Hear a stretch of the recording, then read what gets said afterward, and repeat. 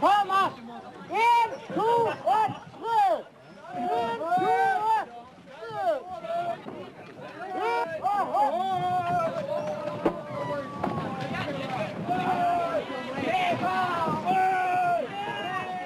In the years AD 700 to AD 1200, the Norsemen of Scandinavia erupted from their overcrowded fjords. Farmers without land, they took to the high seas. Using their own word for pirates or sea rovers, they called themselves Vikings. They were to terrorize most of Europe and colonize vast new lands to the north and west, including parts of present-day Canada, which they called Vinland.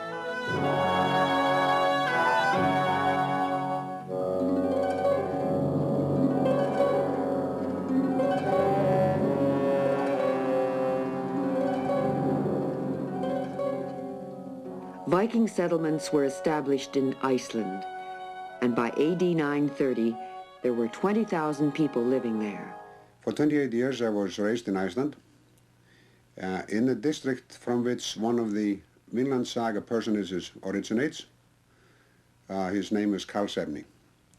And like an Icelandic child, anywhere else in Iceland, the sagas, and in my instance, particularly the Vinland sagas, were a frequent matter of discussion.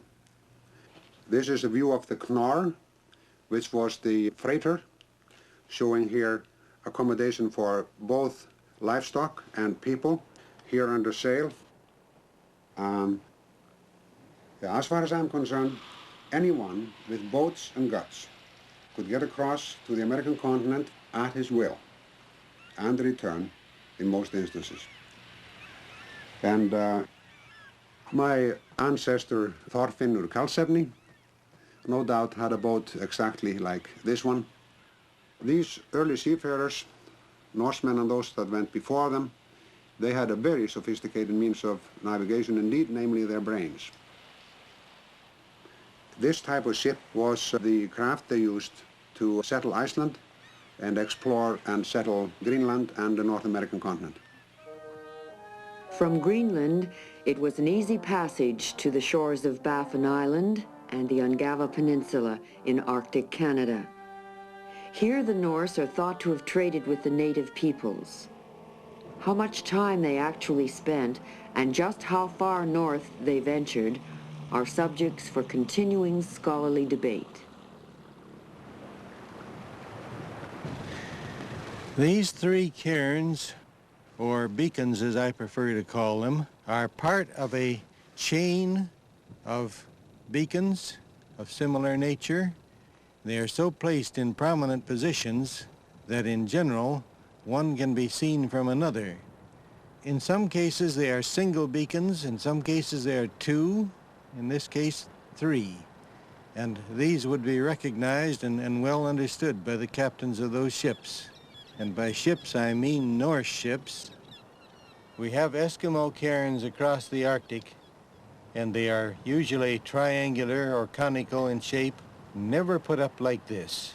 I am amazed at the skill that has gone into the selection of stones and the way in which they are placed so that you actually have courses, one on top of another in the way that bricks are laid up in a wall.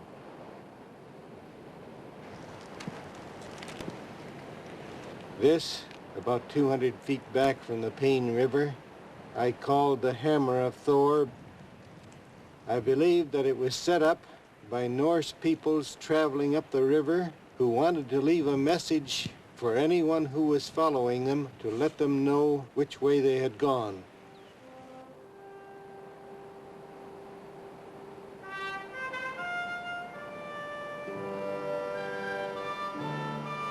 We believe that the Norse people came here from Greenland almost 1,000 years ago. They came to this island because it was a particularly fine hunting grounds. The stones that we put on top were tumbled around in the interior of the longhouse.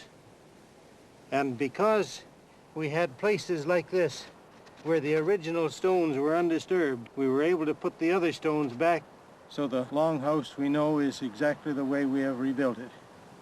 Here we have 11 fireplaces right down the center. This is an indication that there were 11 families. This suggests to me about 50 people living under this one roof. Here we have an artist's concept of what the great longhouse looked like. The rafters actually butt on the ground, passing over the stone wall. For the covering material, caribou skins were almost certainly used to cover this building. And over here, we have a tomb. This is Norse, because it contained a skull in perfect condition, a skull and jawbone. And when I first came here and saw this skull sitting in the tomb, I said, I must have that skull. That is European. I said this because it completely lacks the ridge or cranial vault that is common on Eskimos. Also, across the zygomatic arches, the width is narrower than the rest of the skull. And this is contrary to what you find in Eskimo skulls. This much I saw immediately. Years later, I got into contact with the famous Dr. Carlton Kuhn of Harvard University. He said, these are not Eskimo skulls, these are Icelandic. In other words, they were European, just as I had thought. And if we are correct in believing these skulls to be Icelandic, then they date back nearly 1,000 years. This is a further indication that the site on Pamiok Island is Norse.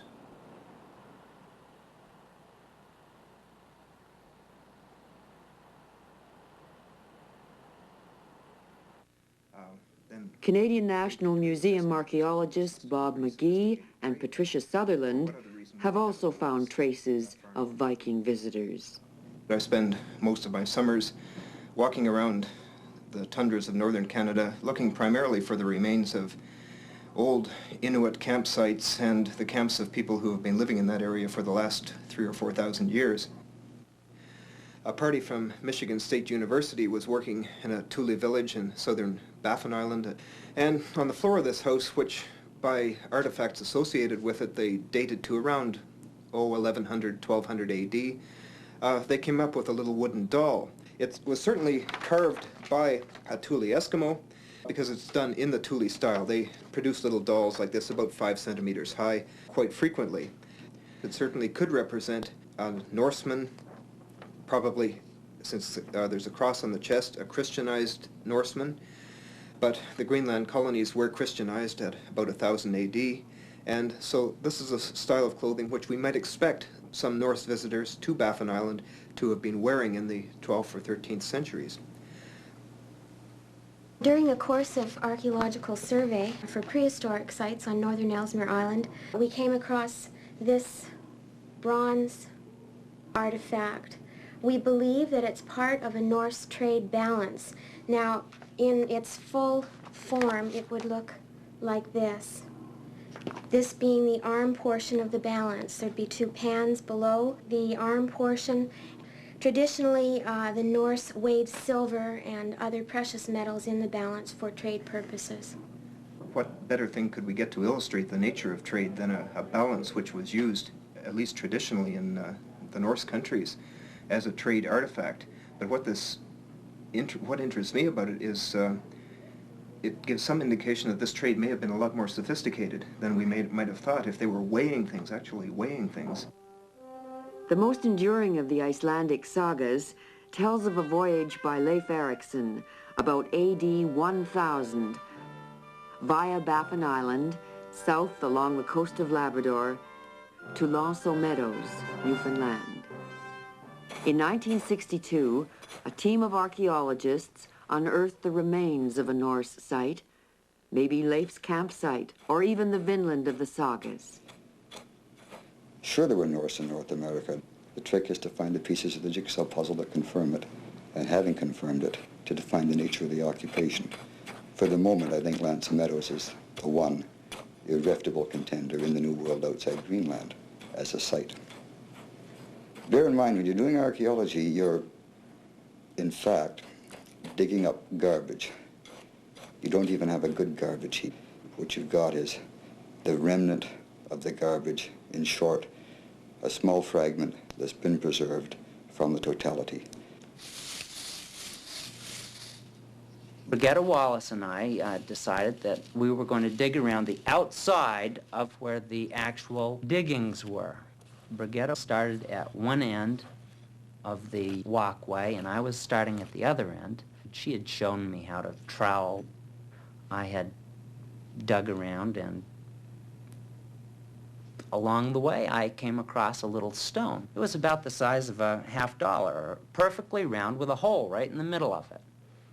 And I thought, well, this is strange. If I'd found it on the beach, I probably would have used it as a skipping stone, but seeing that this was on an archaeology site, I figured, well, this might be something. And I looked over at Brigetta Wallace, and I had said, Brigetta, get a load of this. I said, what's this?